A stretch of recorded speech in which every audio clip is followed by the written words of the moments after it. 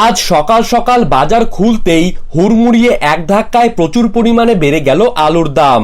বাংলার আলুর বাজারের দামকে নিয়ন্ত্রণ করতে নবান্নের তরফ থেকে ভিন রাজ্যে আলুর রপ্তানির ক্ষেত্রে নিষেধাজ্ঞা জারি করা হয়েছে, যার ফলে ব্যবসায়ী সমিতির তরফ থেকে যেই কর্মবিরতির ডাক দেওয়া হয়েছিল তা কিন্তু সরকারের চাপে উঠিয়ে নেওয়া হয়েছিল এবং এরপর আস্তে আস্তে আলুর দাম কমতে দেখা গেলেও আজ কিন্তু আবারও নতুন করে আলুর দাম বেড়ে উঠল।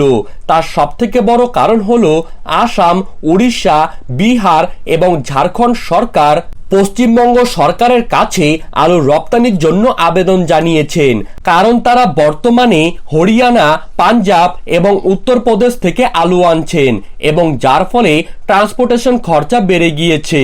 ট্রান্সপোর্টেশন খরচা বেড়ে যাওয়ার কারণে সেই সব রাজ্যগুলিতে কিন্তু স্বাভাবিকভাবেই আলুর দামও বেড়ে যাচ্ছে এবং পশ্চিমবঙ্গ থেকে যদি আলু নেওয়া হয় তাতে করে কিন্তু ট্রান্সপোর্টেশন খরচা খুবই কম লাগে।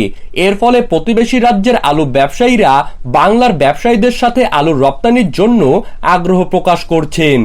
ইতিমধ্যেই বিশেষ করে উড়িষ্যার সরকার কিন্তু মুখ্যমন্ত্রী মমতা বন্দ্যোপাধ্যায়ের কাছে আলু রপ্তানির জন্য বিশেষ করে আবেদন জানিয়েছেন, কারণ উড়িষ্যাতে বর্তমানে আলুর যোগান খুবই কম, বলতে গেলে সেখানকার বাজারে কিন্তু আলুর সংকট দেখা দিয়েছে।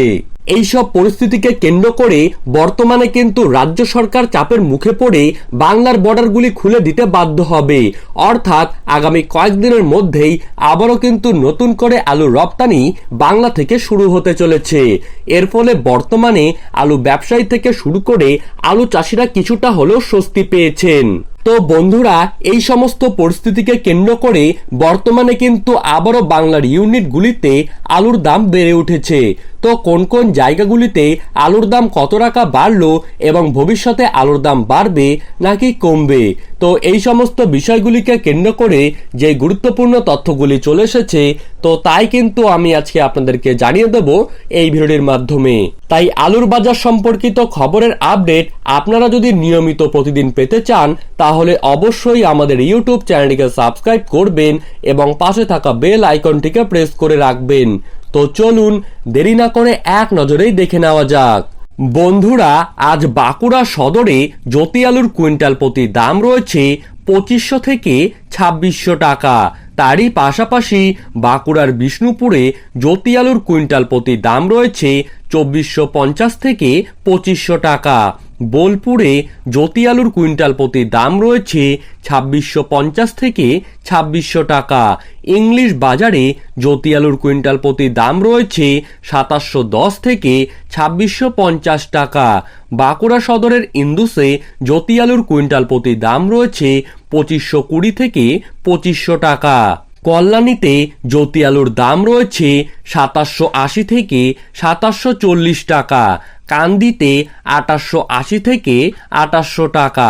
খাতড়াতে 2490 থেকে 2440 টাকা।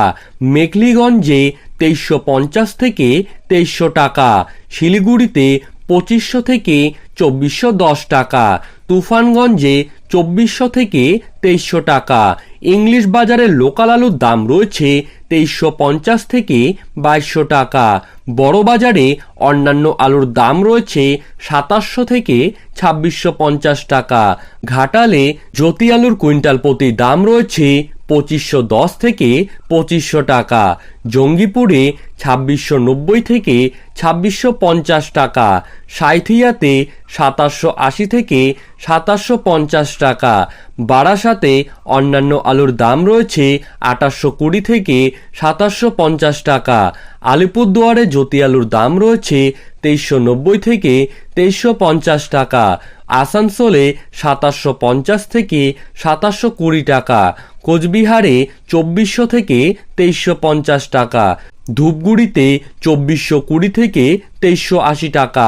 সাউথ 24 পরগনার ডায়মন্ড হারবারে 2900 থেকে 2800 টাকা।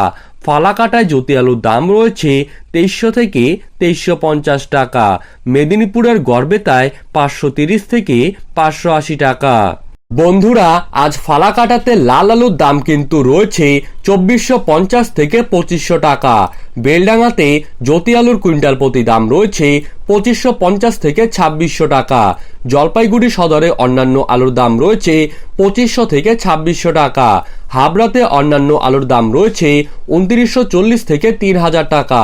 বলরামপুরে আজ অন্যান্য আলুর দাম রয়েছে 3300 থেকে 3400 টাকা।